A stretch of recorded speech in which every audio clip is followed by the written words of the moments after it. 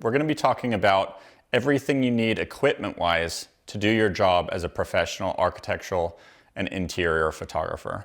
So we're going to go ahead and start with the camera body. So a few years ago, I've switched over to Sony cameras. I used to shoot with Nikon. I've shot with Canon as well. Pretty much any of the main brand manufacturers are going to be creating great cameras these days.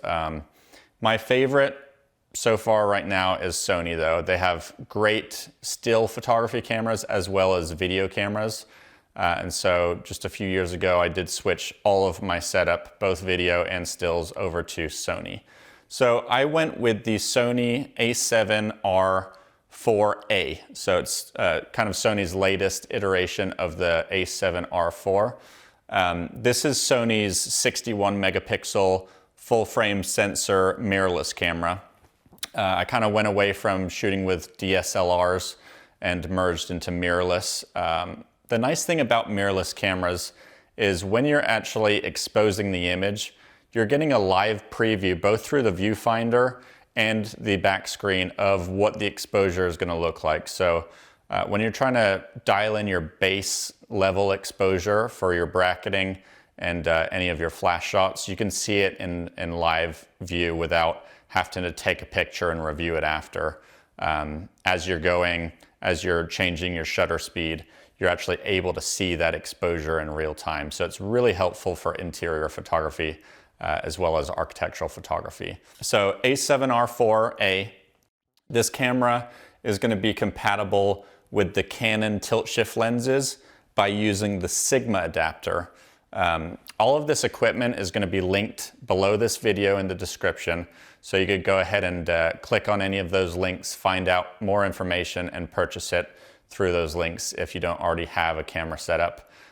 If you do have other brand of cameras, the settings as far as aperture, ISO, shutter speed, all of that good stuff is going to be very similar. You'll just have to research your own camera brands and make sure that you're kind of following the camera instructions for whatever camera manufacturer you have. So if you've got Canon or Nikon or FujiFilm, you'll want to kind of dive into your camera manual and make sure you're getting familiar with those settings. So the next thing we're going to talk about is lenses. And lenses are one of the most important pieces to making sure you're creating really beautiful imagery when you're shooting architecture and interiors.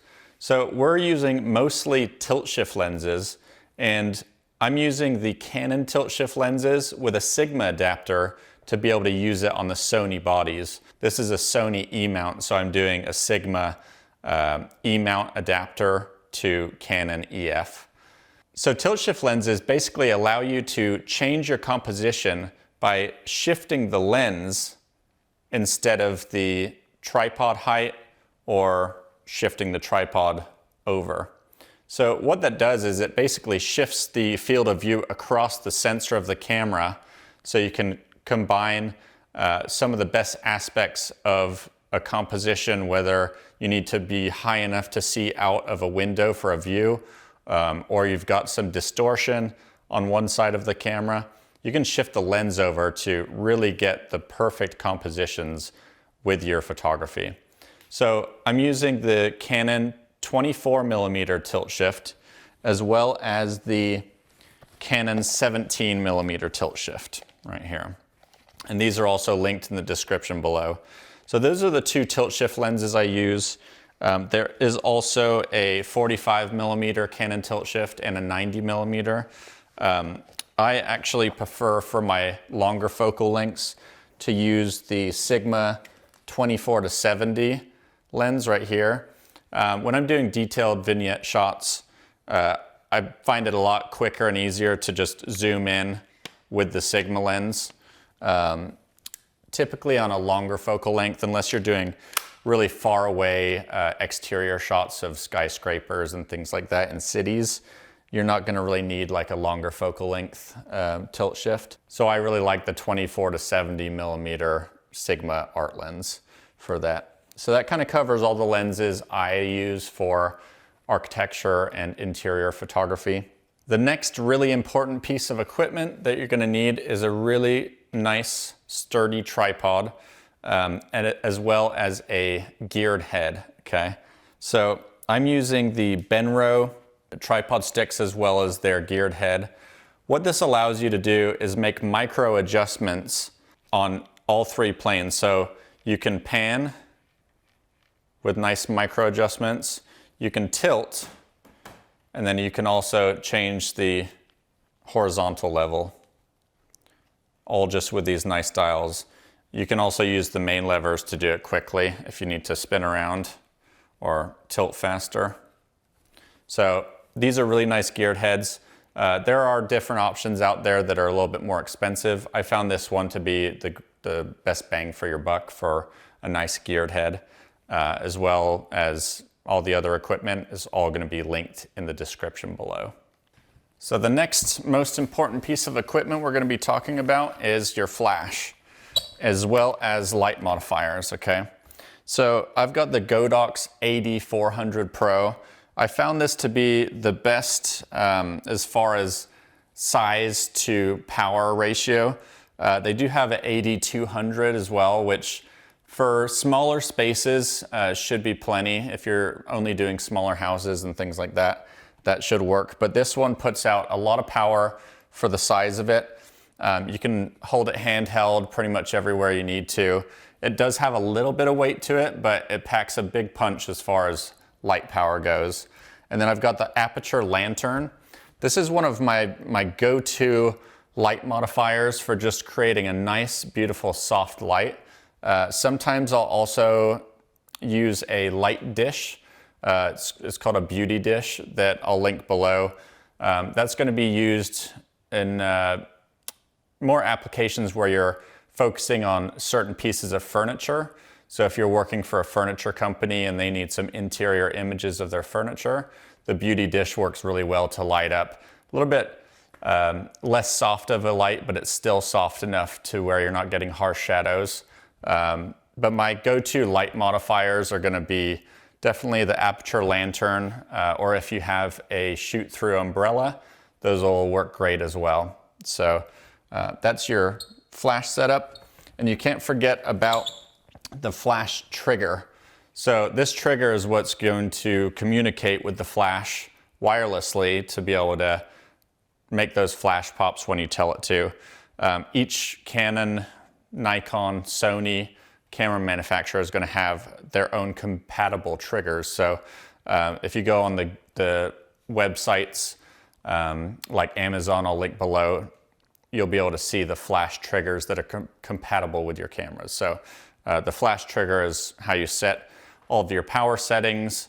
You can also do it on the flash unit itself, but you'll need a flash trigger in order to make the flash work. So the next thing we want to talk about is the CamRanger 2. So what this does is this is basically a portable Wi-Fi adapter to where it'll communicate wirelessly, showing the data from your camera onto an iPad. So there's a CamRanger 2 app on the iPad that lets you change all of your camera settings, see your compositions, and wirelessly trigger both your flash and your camera all from the iPad. So this is really great for making sure your composition is totally dialed in, the staging is all dialed in, and it's just really the best way to also get into tight spots so you're not backed up against walls. You can put your camera in a tighter position next to a wall or on sinks, on furniture, things like that, and still be able to see your composition, adjust with your micro adjustments on your geared head, and be able to see everything in real time on the iPad. So the other thing I have is this camera cage by SmallRig, and it allows me to mount the CamRanger onto the camera itself. So I can just screw it in here, and then it gains access to the ports on my camera. So the other benefit to using the CamRanger with an iPad is it allows you to show clients a preview of the images you're taking. So if you have, let's say, an architect or interior designer who really has specific shots that they're looking to get, you'll be able to, instead of having them look through your viewfinder and be all up in your business and your camera, you'll be able to hand them your iPad and they'll be able to see a large preview of the shots that you're getting. It's not going to be the final edited shots. Some people prefer to do what's called tethered, which is just a cord that's tethered to your laptop computer, and you can do micro adjustment editing on site there. The thing I don't like about that is you're basically tethering your camera to another tripod with a laptop, and it's just so much work trying to move everything. It limits the compositions you're able to get because you're tethered to a laptop. So you just can't move as freely as you can with this CamRanger and iPad setup. So that's the CamRanger 2. We'll be talking more about that, showing you how to use it in the camera settings segment. The last thing I want to show you is just a simple shutter release cord, okay? So if you don't have a CamRanger yet, or you don't have the budget, you don't want to go that route yet, you can always use a shutter release cord. This is going to make sure that you're not inputting any vibration into your camera by pressing the shutter button. Everything is done through the cord, so it keeps your images nice and sharp.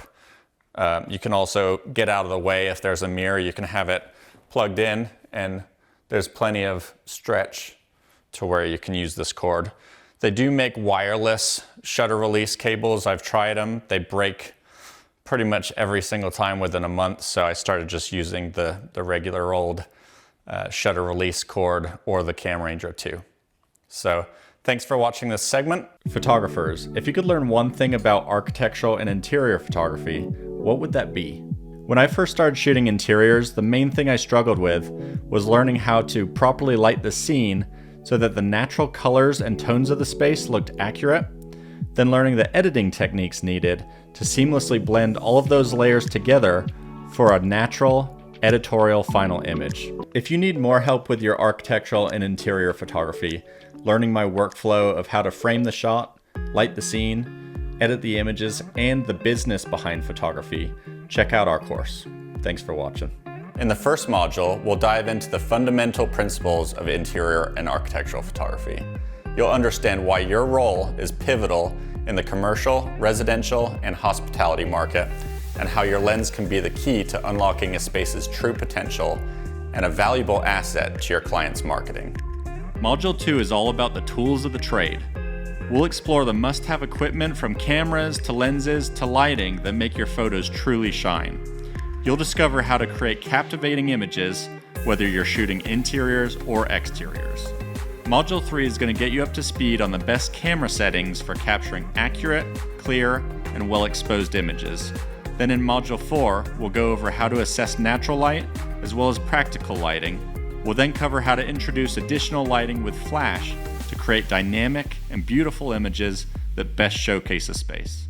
Now let's talk about composition. Module 5 will teach you how to frame shots that tell a story.